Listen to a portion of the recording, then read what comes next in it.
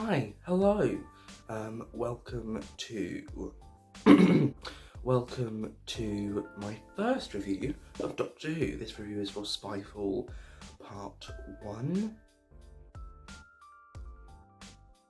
I was going to review it as a whole story, but I think a lot of two-parters tend to have both parts be vastly different from the other, in most circumstances. So I think I'll do it separately. It also means it'll be easier to put it in like 10-minute videos. Spyfall. Now, I was quite excited for Series 12. I quite like Series 11. It's not as good. Oh, sorry. That's what I get for drinking Coke. It's not as good as I first remembered. It kind of went down on rewatch. But I thought it was a fine season. It's kind of all seasons of Doctor Who, it's the fine one. It's good. It's not. Thing is, I feel like good is too strong a word and okay is too weak a word. It's not terrible, it's enjoyable, but there's a lot of kinks and a lot of things that didn't work. But it was an interesting experiment, and I thought it was a decent first season for this sort of new era. And so I was in Denmark on New Year's Day.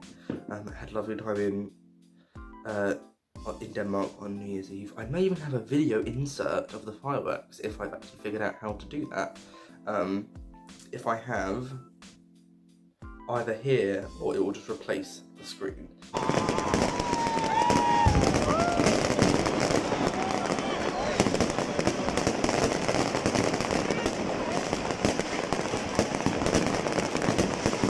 I was watching it on a tablet in Denmark with my boyfriend, and first impressions, hair in my mouth. First impressions, it was great. I thought it was a great story. I said that really casually. One, because I don't want to get overexcited, because again, if you watched my intro video yesterday, there are other people in this house. But also because it was an underwhelming kind of great up until the last 5 minutes, if you know what I mean. It's one of those stories where I didn't think it was bad at all. I mean, there were negative aspects we'll get into later, but it was a good story, it was great, I enjoyed it. But there was like a spark missing for me. There was something not there that is usually in a Doctor Who episode. And I feel like it was there in the second part, so I'm not sure why it wasn't in the first part. And it wasn't the directing, because we'll get, in my Spyfall Part 2 review, we will get into the directing. But yeah, I thought it was good. The story was interesting. I liked having the cold open. Oh, missed the cold open. I really like the cold open. Me and my friend Dan will talk about the cold open for years and years. And I think it's kind of insulting that they completely removed it from series 11, and instead had 2 episodes where there was no opening titles. I'll give you One Who Fell to Earth, but Resolution, why didn't that have opening titles? I thought the spy angle was good, but I don't think it was completely done to the best of its ability. I think the whole MI6, I just want to make a good point of the contradictory lines. We don't believe in aliens, yet knows about Torchwood and Unit, which deal with aliens, and if they are a government-approved organisation that deals with aliens, then surely the government admits that aliens are such a thing. So why wouldn't MI6 believe in them? Pardon me. Stephen Fry, he was great as, was he C? I've forgotten what his name is. I don't really have many notes, because I also believe that I only watched that a few weeks ago, and if I can't remember your character's name, if I'm forgetting most of the details of an episode, it means it probably wasn't a great episode. The detour to the Australian outback was kind of unnecessary. We were there for a long time with not a lot of things happening. My legs have gone dead. In case you were you're so interesting, believe in yourself.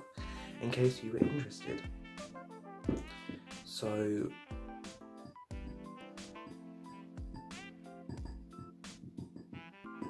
sorry, I get easily entertained. I feel like I haven't got a lot to say about the story because it's kind of bare bones. It's a lot of them just going around, investigating, learning things about the villains, which I'll talk about in the villain segment. And the second part is more with, I feel like the plot kind of kicks in. I think maybe it's a bit too imbalanced. I think there should have been a bit more in this half of the story, because especially with the sort of Daniel Barton keynote speech in part 2, it's just like dumping this information on us. It's like you could have explained this in part 1. So let's get to the Doctor. I've offered for 5 minutes. I haven't even got to the main bits. The Doctor. I like Jodie Whittaker as the Doctor. I know a lot of people hate her. Some of them hate her because she's a woman. Let's just be real. Like, people say that's not like. Yeah, there are people who hate her because she's a woman, and there are people who hate her for other reasons. If you dislike her, I don't have a problem with you. But I like 13. I think she's great.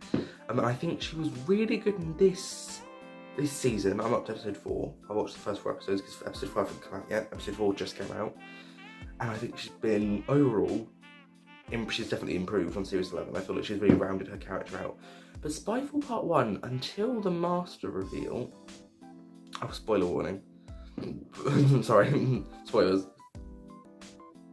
I'll probably put spoilers on the title now.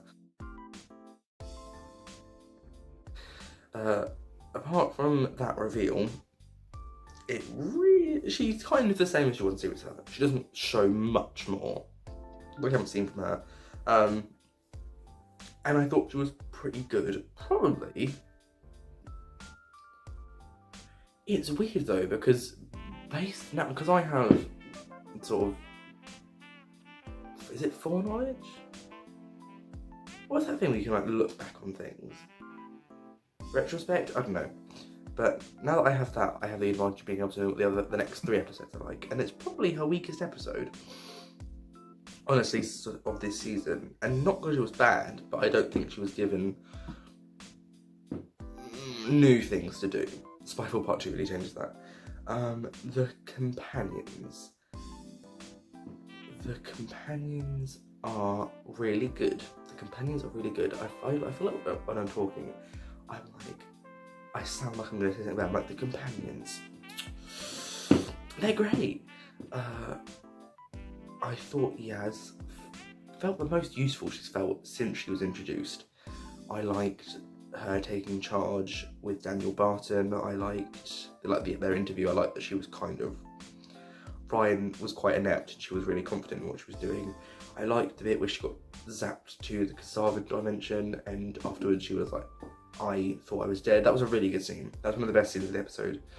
I think especially when, they don't mention it, but especially when you're a religious person, I think if you thought you were dead and you're in this huge jungle, I think you would assume that you were in hell or you were in purgatory. And so I think I'm sad that more hasn't been done about her thinking that she had died. Amanda Gill is a great actress. She hasn't really had a whole lot to do acting wise. The thing is one thing your character not having a lot to do, but it's another thing when your character really doesn't have to show off emotional range. So yeah, I liked that. Ryan, I think as the episodes go on, I'm more and more seeing why people think Ryan are annoying. He is kind of annoying. Don't say it too loud though, because I don't upset Toast and Cole's feelings. He was funny though. I liked him in this episode. Again, probably his best episode. He's like the opposite of the Doctor. It's like his best episode of this season, and it's one of his better episodes overall. And Graham was. I have only one way to say things. It's so-and-so was good. Graham was funny. Graham was great. Graham was his usual self, and I like Bradley Walsh. But I do think in all of the episodes, probably of any of series 11 and 12, this episode felt, his jokes felt really forced. Like, they weren't unfunny, but I was like, come on, like, Graham doesn't have to be. I feel like they saw what everyone liked about Graham in series 11. I'm like, oh, they like that he's funny. Let's have everything he says be a punchline. And I think if this continues, then I think I'm not going to like him as much as I did in series 11. He wasn't bad though. Prediction time. 1, I don't think or want all the companions to survive this season, and I definitely don't think Graham will. I think the most likely to stay on is Yaz and maybe Ryan, but I don't think Graham will stay on. So I'm trying to enjoy him as much as I can. The villains. Daniel Barton, played by Lenny Henry. I love him as a villain. Not because his performance isn't unique, his performance isn't something that's never been done before, but he was surprisingly good at the kind of cool, calm, simple villain. He doesn't need to add a lot of overt menace, like when he says, "Oh, are you?" and when the Doctor says, she's hard to get rid of. I was like, that was good. I believe that he is a CEO. I believe that he is the Steve Jobs of Doctor Who, and I believe that he is threatening her. With Kasavin, based only on the first part, there is a... Am I gonna have to... Based solely on the first part, the Kasavin, probably, I say probably a lot. At this point, and maybe still, even after seeing the rest of Series 12, are Jodie's best original villains, like species-wise. They were really cool. I'm surprised they were practical effects, but I appreciate they were practical effects. I loved their voice. I loved the guy who did the face of Bo came back. I love that Doctor Who just uses the same actors again and again and again. I wouldn't have known it was the guy who did the face of Bo either. His voice does change quite a bit, and there was quite a lot of after effects on it. But they were really intriguing. I think their dimension looked really cool. Again, gonna keep party about this. And I thought that they were gearing up to be a really big threat. I only have one thing on my itinerary. Great. The reveal. I have a source, I know. I think in future I'm going to probably stay away from sources for like spoiled info because it does spoil the show. But I can't resist. I have a source who was like, I think the day of or the day before, or someone near the time was like, you will not believe the cliffhanger. It's bigger, or it's the biggest since Utopia. And it never clicked that he was kind of giving me the information I needed because it's the exact same cliffhanger as Utopia, just redone. So, we have a new master. Not going to get into which inclination he is or how I feel about the master coming back so soon. I might do a separate video on that, but that's not for today. All I care about is the master is back. I love the master's evil again. I like that Missy is going to stay as the incarnation who was the Doctor's friend more than just his enemy. But I think that only works that one time. Sacha Dhawan is amazing. I thought his performance in the last 5 minutes alone was worth the cost of admission. I think he will go down as one of, in my opinion, one of the best masters. And I thought, I didn't see it coming. Weirdly, even though I'd seen the rumours that he was going to play the master, when he turned up, I was like, oh, so the rumours were wrong, they just saw that he was in it and went, the master, when he's just playing this guy called O. And then a little bit every now and then be like, oh, maybe it is the master. Nah, then it got to the end and I was like, oh, it is the master. But I didn't really know until when he trips up and gets the information wrong. His performance in this episode is very different to the second episode, but I kind of put that down to his sheer glee at like getting the Doctor. He's like, oh, I fooled you, and he's so happy, so he's really excitable.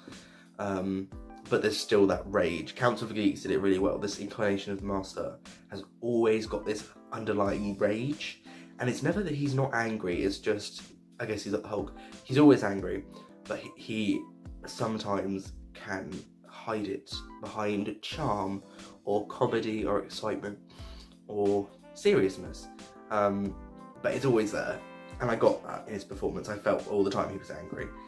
I hope you guys have enjoyed this review. If I had to give Spyfall Part 1 a rating,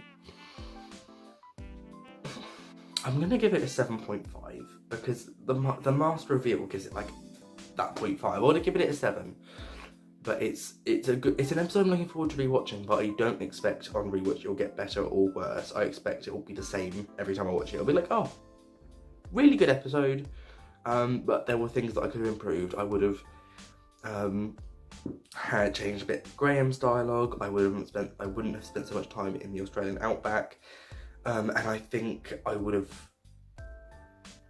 maybe done the sort of spy parody. It would parody homage.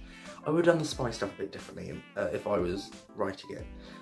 But the direction was good. I haven't mentioned the direction. Direction was great.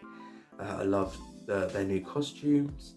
As in like the tuxedos. I loved Jodie's tuxedo. I hope that comes out again. I hope that becomes her like David Tennant tuxedo. Like she just wears that to every formal event. And yeah. 7.5 out of 10. I hope you enjoyed this review. I hope you enjoyed the episode. I hope even if I don't enjoy an episode, you do. And I hope that you will maybe like or subscribe or maybe check out one of my videos again. So, thank you for watching, Jo-Anarchists. And this is me signing off.